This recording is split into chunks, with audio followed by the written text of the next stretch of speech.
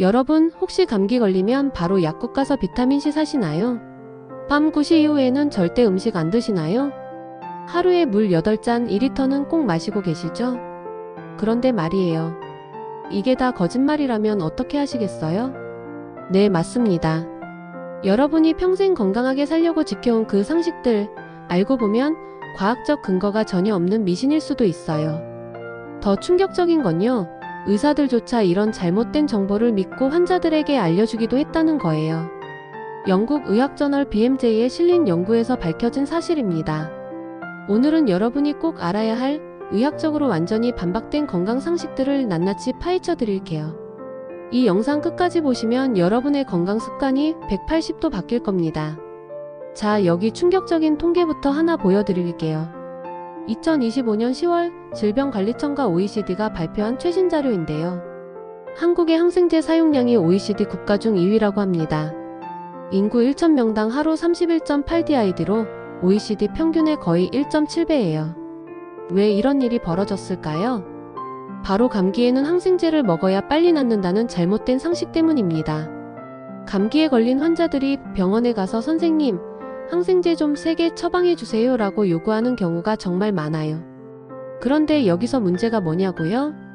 감기는 바이러스가 원인이고 항생제는 세균을 죽이는 약이에요.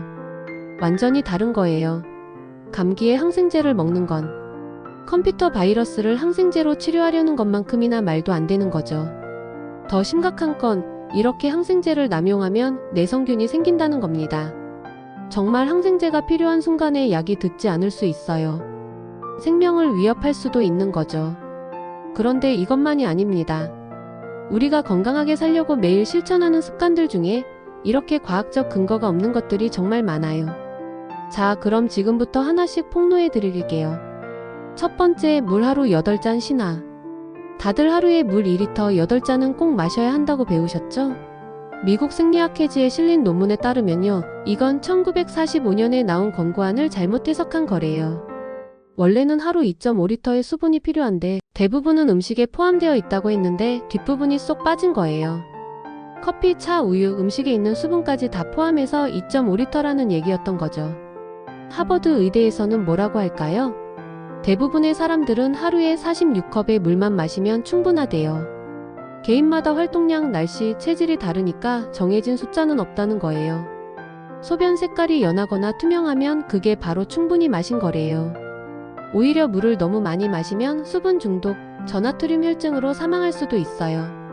실제 사례도 있습니다. 두 번째, 감기에 비타민C 먹으면 낫는다. 다들 감기 기운 있으면 비타민C 챙겨 드시죠?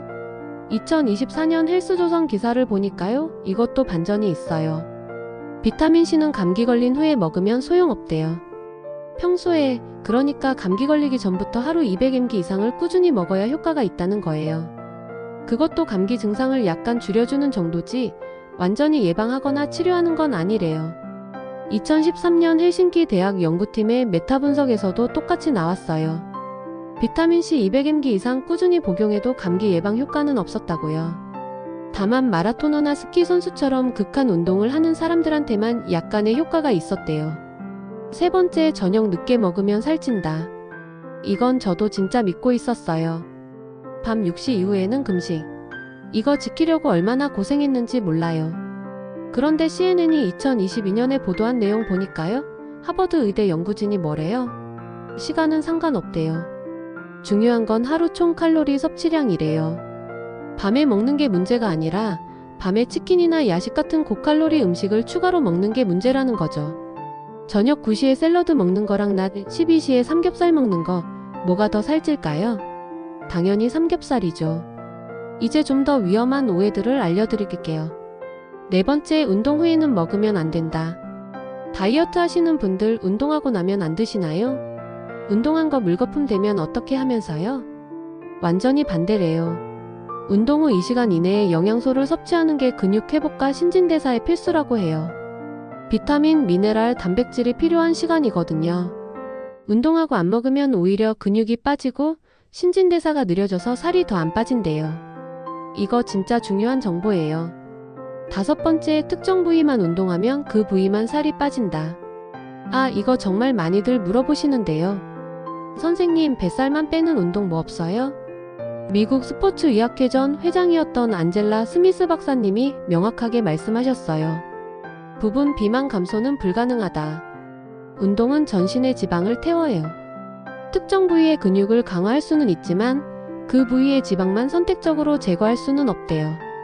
복근 운동 1000개에도 뱃살은 전체 체지방이 빠질 때 같이 빠지는 거래요. 6번째, 재채기는 참아도 괜찮다. 이거 완전 위험해요. 재채기를 억지로 참으면 혈관이 터질 수도 있고 고막이 파열될 수도 있대요. 실제로 미국 병원들에서 이런 환자들 많이 본대요. 재채기할 때 부비동과 폐에 엄청난 압력이 가해지거든요. 특히 호흡기 질환 있으신 분들은 절대 참으시면 안 돼요. 벨리와이즈 헬스 의료진이 경고한 내용입니다. 7번째, 나이 들면 키가 줄어든다. 이건 사실이에요. 놀라셨죠? 나이가 들면서 척추뼈 사이에 디스크가 압축되면서 12인치, 그러니까 2.5cm 정도 키가 줄어들 수 있대요. 근데 이게 왜 중요하냐면요. 이게 골다공증의 신호일 수도 있거든요. 키가 많이 줄어들었다 싶으면 꼭 병원에서 검사 받으세요. 자, 여기까지 들으시니까 어떠세요? 머리가 띵하시죠? 그런데 여기서 끝이 아니에요. 정말 중요한 진실을 하나 더 알려드릴게요. 왜 이런 잘못된 상식들이 계속 퍼지는 걸까요? 영국 의학저널 BMJ에 실린 연구진의 말을 들어보시죠. 의사들도 자신이 이미 알고 있는 의학 지식은 재검토할 필요가 없다고 생각한다고 해요. 한번 배운 지식은 당연히 맞다고 생각하는 거죠. 그런데 의학은 계속 발전해요. 10년 전에 맞던 게 지금은 틀릴 수 있어요. 더 큰 문제는 뭐냐면요. SNS 시대잖아요. 인스타, 유튜브에서 이렇게 하면 3일 만에 OKG 빠진다. 이 음식만 먹으면 암 예방된다. 이런 자극적인 정보들이 넘쳐나요. CNN 보도에 따르면요. 젊은 사람들이 SNS 피트니스 영상 보면 오히려 신체 불만족이 높아지고 섭식 장애 위험이 커진대요. 동기부여는커녕 독이 되는 거죠. 진짜 건강 정보는 자극적이지 않아요. 지루할 수도 있어요. 균형 잡힌 식사하세요. 적당히 운동하세요. 충분히 주무세요. 너무 뻔하죠. 그런데 이게 진짜예요. 50년 전에도 맞았고 지금도 맞고 50년 후에도 맞을 진리예요. 하버드 메이오 클리닉 질병관리청. 세계 최고의 의료기관들이 공통으로 하는 말이 뭐냐면요. 마법 같은 건 없다는 거예요. 3일 만에 살 빠지는 다이어트, 하루 만에 감기 낫는 주사, 이런 거 다 거짓말이에요. 우리 몸은 그렇게 단순하지 않거든요. 자, 여러분. 오늘 충격적인 내용 많이 들으셨죠? 이제 여러분 차례예요. 첫 번째, 오늘부터 당장 바꾸셔야 할 게 있어요. 감기 걸렸다고 병원 가서 항생제 달라고 하지 마세요. 의사 선생님이 필요하다고 판단하면 처방해 주실 거예요. 두 번째, 물 8잔 강박 버리세요. 목마르면 마시고 소변 색깔 체크하시면 돼요. 그게 여러분 몸이 보내는 신호예요. 세 번째, 밤에 배고프면 드세요. 대신 건강한 음식으로요. 시간보다 뭘 먹느냐가 중요한 거 기억하시죠? 그리고 가장 중요한 거. 건강정보 들으실 때 항상 출처를 확인하세요. 누가 말한 건지, 어느 연구에서 나온 건지요. 오, 연예인이 이렇게 살 뺐대?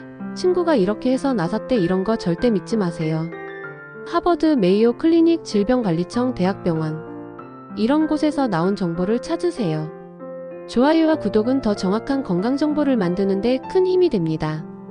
알림 설정까지 해주시면 다음 영상도 놓치지 않으실 거예요. 여러분의 건강 제대로 된 정보로 지키세요. 다음 영상에서 또 만나요.